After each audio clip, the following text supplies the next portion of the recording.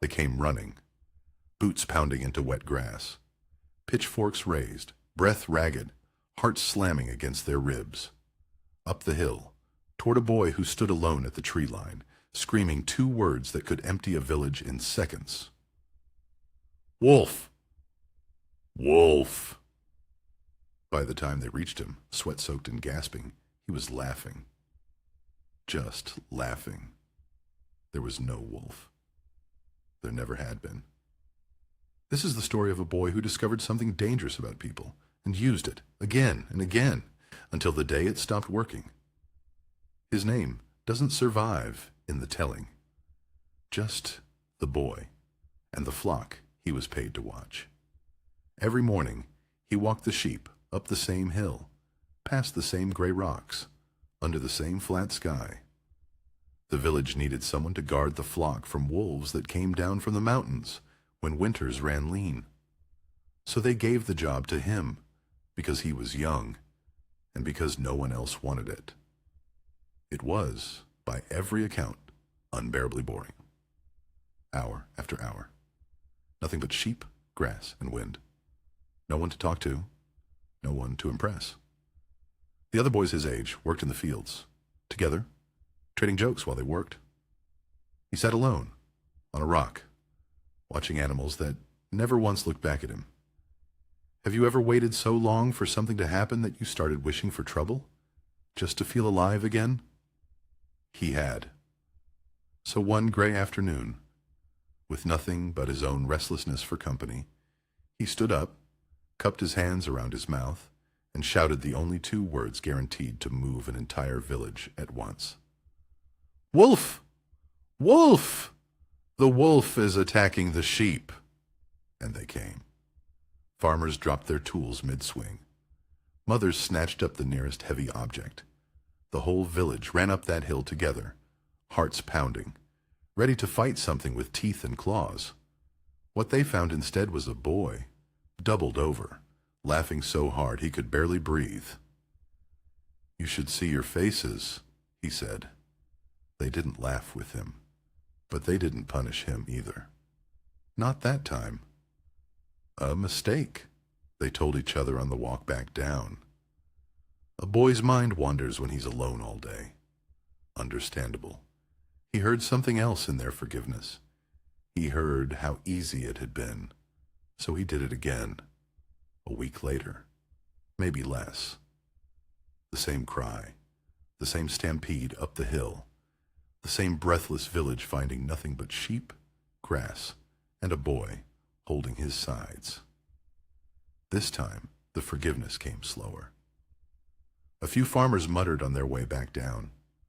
One old woman didn't run at all. She had stopped believing him halfway up the hill and simply sat down in the grass to catch her breath instead. Do you know what happens to a warning once it has been proven false? It doesn't just lose its power. It builds a kind of debt, one the person who cried it will eventually have to pay. The boy didn't think about debt. He thought about the look on their faces every single time and decided it was the funniest thing he had ever seen. What harm was there, really, in a joke that hurt no one? Weeks passed. The sheep grazed. The wind kept blowing the way it always had, and the village slowly stopped listening the moment his voice rose from the hill. Even the children learned to roll their eyes at the sound of him. Then, on an afternoon that looked exactly like every other afternoon, something moved at the edge of the trees that wasn't wind at all. Gray fur, low to the ground, a shape that didn't belong, teeth already bared, a real wolf slipping out from the tree line, straight toward the flock. The boy's stomach dropped. He didn't hesitate. He scrambled onto the highest rock he could find and screamed with everything his lungs could give him. "Wolf, wolf, please! This time it's real. The wolf is here." Down in the village, a few heads turned at the sound. A farmer actually paused mid-step. Then someone laughed. Not again. Someone else shook his head and went back to stacking his firewood. A mother called her children in from outside, not to run toward the hill, but to keep them safely away from a lie she assumed was already being told, one more time, for one more laugh. No one came.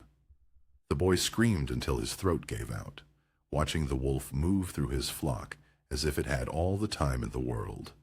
He grabbed his staff and swung it wildly, driving the animal back from the nearest ewe, and for a moment it worked. Then the wolf turned on him instead. He felt teeth close on his forearm before he even understood what was happening. Pain shot white through his whole body. He fell hard against the rocks, kicking, shouting a name no one below could hear over the noise of their own ordinary evening. The wolf held on for one long, terrible moment, then let go and vanished back into the trees, dragging one of the sheep with it. By the time the sun dropped low, and a few farmers finally wandered up out of curiosity, the hill was quiet again. Sheep scattered across the slope, some gone for good. The boy sat alone among what remained of his flock, one arm wrapped tight against his chest, blood soaking through the sleeve, his throat too raw to do anything but whisper. "I told you," he managed. "I told you, and you didn't come." An old farmer knelt beside him and looked at him for a long moment before answering. "We came every time you told us before," he said quietly. "You spent our trust on jokes, boy, one afternoon at a time. Today you needed it back, and there wasn't any left to give." The boy didn't lose his flock to a wolf. Not really. He lost it to every afternoon before the wolf ever arrived. That's the part of this story people tend to skip. They remember the ending, the teeth, the blood on his sleeve. They forget that the real damage happened quietly, weeks earlier, one false alarm at a time. By the day it mattered, there was nothing left in the village's trust for him to spend. What does trust actually run on underneath all the good feeling we attach to it? Mostly, it runs on prediction. People extend belief to you because your words have matched reality before. Each time they match again, the belief gets a little stronger. Each time they don't, it weakens, and it weakens faster than it grows back. Researchers who study public warning systems have a name for exactly what happened on that hillside. It's called the cry wolf effect, and it isn't just a fable anymore. It's a measurable pattern. The risk analyst Vicky Beer, who has studied false alarms in hurricane and tornado warnings, found that when people are warned repeatedly about disasters that don't arrive, they grow less likely to evacuate the next time a warning comes, even when that next warning turns out to be the real one. The sirens don't change. The people listening to them do. You felt a smaller version of this yourself. Think about the coworker who marks every email urgent, even the ones that could wait a week. Think about the app that sends you an alert for absolutely everything until you silence its notifications entirely.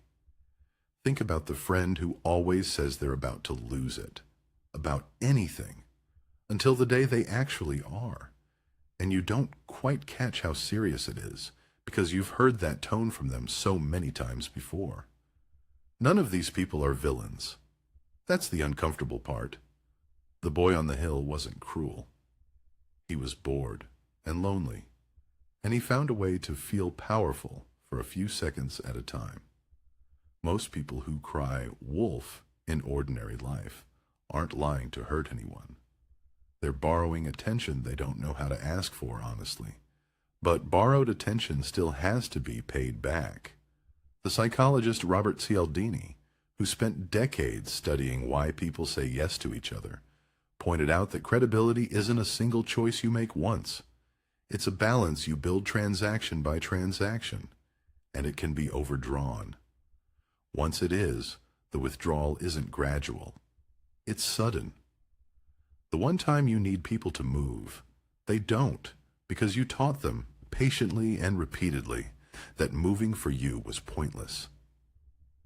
Is it fair that a village would leave a boy alone with a real wolf because of jokes he told before? Fair almost isn't the right question. It's simply what happens. Trust doesn't check your intentions before it decides whether to show up. Somewhere today, someone is standing on their own version of that hill. Maybe it's a manager who's cried crisis so often that the team no longer scrambles when he says it, even during the 1 week the company genuinely needs them to. Maybe it's a person who exaggerates every minor inconvenience into a catastrophe until the day something truly catastrophic happens and the people around them just assume it's Tuesday. Again, maybe it's simply you, reaching for a bigger word than the moment deserves, because the smaller, truer word didn't get you noticed fast enough last time. The lesson underneath this fable was never really about wolves. It was about inventory. Every time you tell the truth, you add to a supply you'll eventually need to draw from. Every time you don't, you're spending down a reserve you can't see until the afternoon you reach for it and find the shelf empty. So the next time the moment feels a little small and the urge rises to make it sound bigger than it is, it's worth pausing to ask what you're actually protecting. Because somewhere out past the tree line, for all of us, there is a real wolf waiting for its turn. And when it finally comes, we will need every villager we have, running up that hill, pitchforks raised, believing us the very first time we call,